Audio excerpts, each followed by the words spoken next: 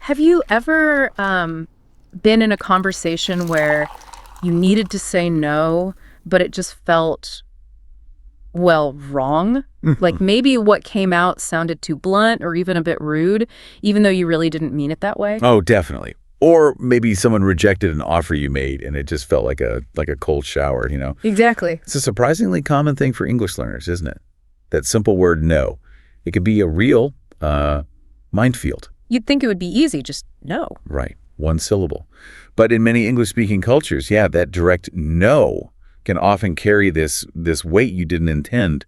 It can make you sound a little unfriendly, maybe ungracious. It's fascinating because it's not really just about the word itself, is it? Not at all. It's like the underlying message you send, the feeling you give the other person. Precisely. And this is exactly what we're diving into today. Yeah. The way you deliver a no is almost always more important than the actual word. It's about, preserving relationships and making sure your intentions are actually understood. So our mission today on this deep dive into, let's say, the subtleties of polite English, it's to unpack why just saying no directly can sometimes be a problem in native English contexts.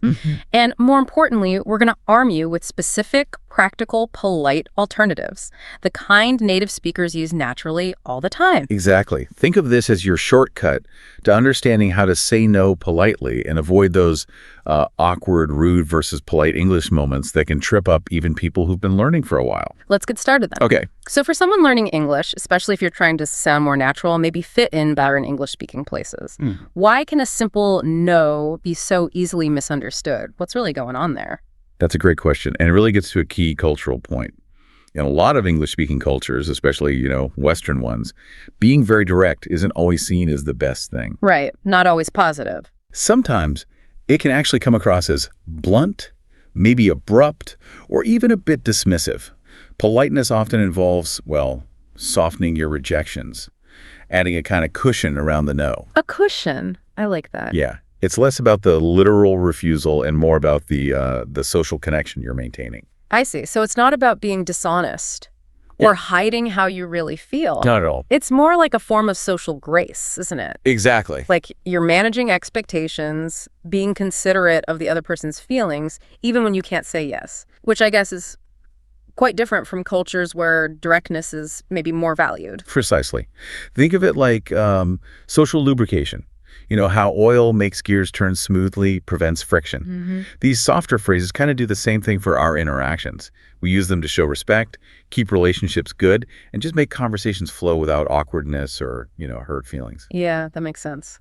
It's about showing you appreciate the offer or the request, that you thought about it, even if you have to say no in the end. It builds trust, makes you seem thoughtful. That's a brilliant analogy. Really helps understand the why. Okay, so if that's the cultural background, what are some of the common mistakes people make? Right.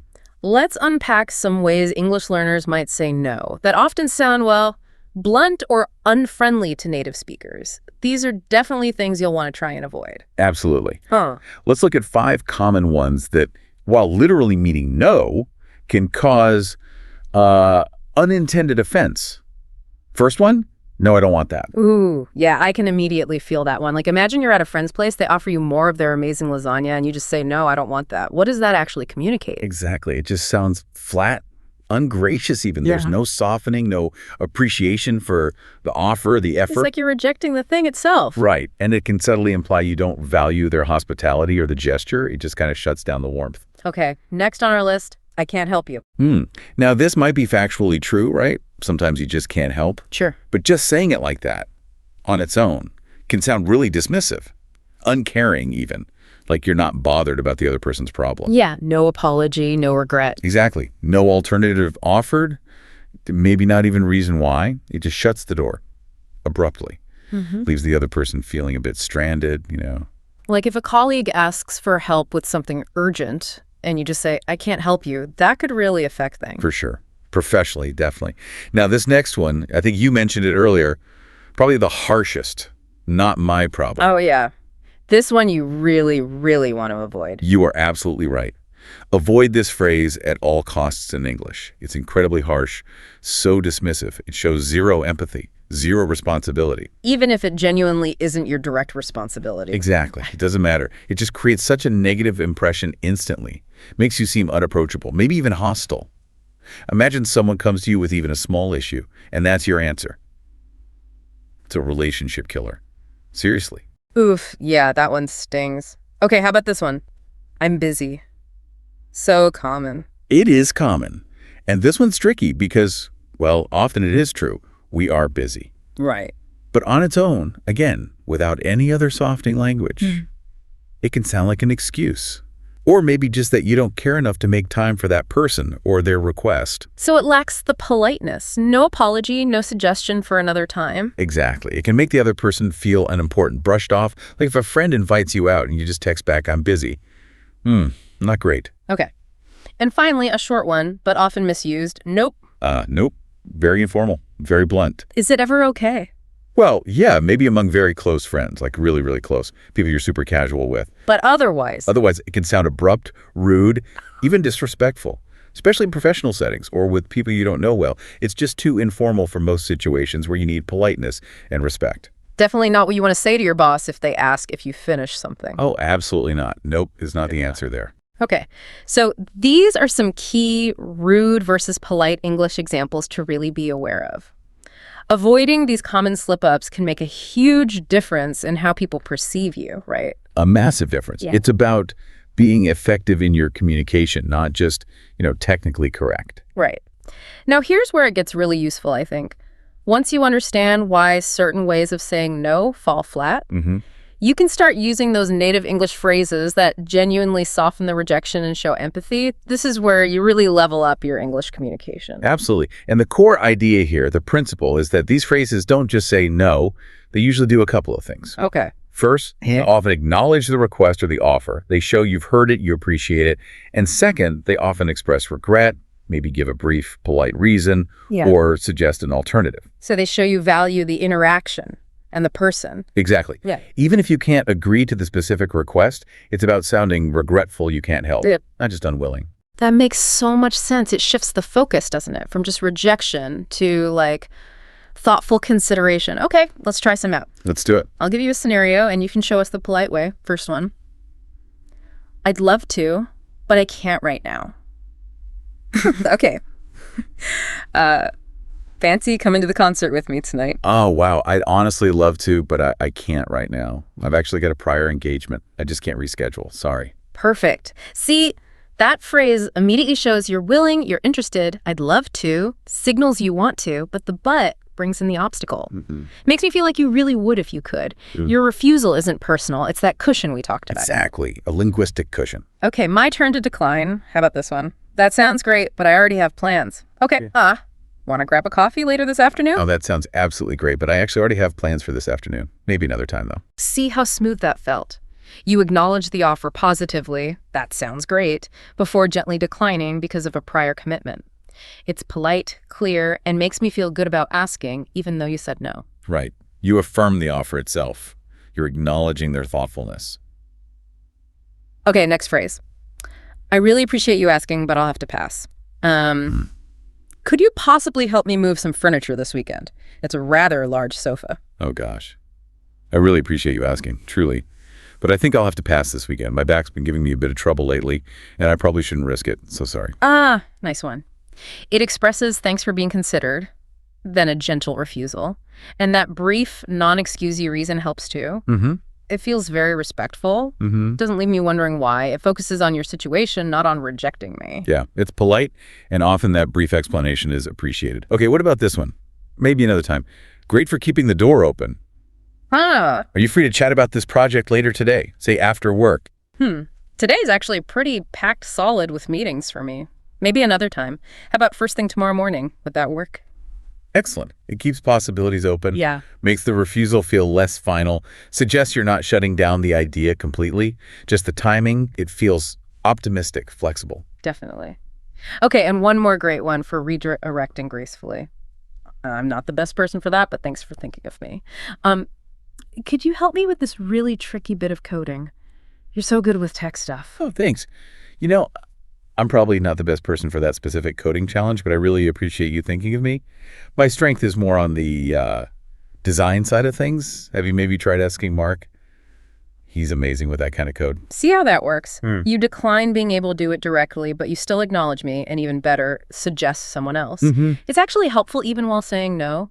Shows you're still engaged, still want me to find a solution. That feels really empathetic. It really is all about empathy, isn't it? Softening the impact. You're basically communicating that your no isn't about rejecting the person or their idea. It's just a limitation on your part right now. It shows you considered it. That seems key. Absolutely. Consideration is key. Okay, let's try a full practice example now just to really drive this home. This is where you can see how combining these native English phrases makes things super polite and effective. Okay, let's do it. Imagine a colleague comes up and says, "Hey, could you cover my shift on Saturday? My cat's got a vet appointment." How would you respond using what we've learned? Maybe combine a few strategies. Okay, classic situation. Right. Probably pause for a second, look understanding, and then say something like, "Oh, thanks so much for asking. I really appreciate you thinking of me first. And honestly, I'd love to help you out, especially with the cat needing the vet. But unfortunately, I've already made solid plans for this Saturday that I really can't change now. I'm so sorry. Maybe another time I could cover for you, though." Beautiful. Just beautiful. You hit all the right notes there. Appreciation, the desire to help, a polite reason without oversharing, genuine regret, and you left the door open for the future. Trying to combine the elements. Yeah. That's a masterclass in polite refusal. It turns what could be awkward into like a relationship strengthening moment almost. That's the real power of these ESL tips. It really is. And, beyond just the words and phrases, there's this bigger cultural thing happening, isn't there? Something we should definitely highlight. Absolutely. This is our bonus cultural tip, and it's super important. In English-speaking cultures, generally, softening a no isn't just, nice to do. It's genuinely expected. Widely expected. Widely expected, yeah. It's a fundamental part of social etiquette, how we navigate interactions smoothly. It shows respect, consideration. Without it, you risk coming across as abrupt, maybe even rude, even if that's the last thing you intend. It's about face saving, isn't it? For both people. Exactly. For you and for them. And it goes beyond just the phrases, too. How so? Well, your tone of voice matters hugely. Your body language. Adding extra little kind words. All of that contributes to making the refusal sound less harsh, more empathetic. It's the whole package. Ah, right. So like a gentle, maybe slightly regretful tone? Precisely. Maybe a slight head shake, a soft smile, and adding things like, "I'm so sorry," or "unfortunately," can make a massive difference. So those nonverbal cues and extra words, they reinforce that you actually regret saying no. Exactly. They show you care about the person and their request, even if you have to decline this time.